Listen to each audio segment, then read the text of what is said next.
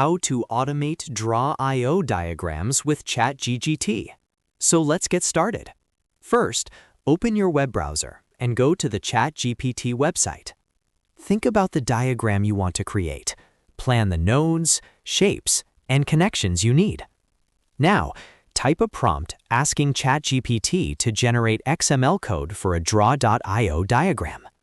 Make sure your prompt clearly explains the structure, shapes, and relationships between elements for better accuracy.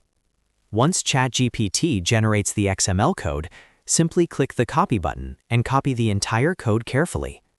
Open Notepad or any text editor. Paste the code there. Then click File, Save As. Give your file a name and make sure to save it with the .xml extension. Also, set Save As type All Files before saving. Now open draw.io in your browser. Go to File, Import from, Device. Select the XML file you just saved and upload it. Once imported, your diagram will instantly appear in draw.io. You can now edit, adjust, and customize it as needed. And that's it. You've successfully automated a diagram using Chatgpt and draw.io, saving time and making your workflow much more efficient. If you found this video helpful, don't forget to like the video, subscribe, and press the bell icon for more quick tech tutorials. Thanks for watching.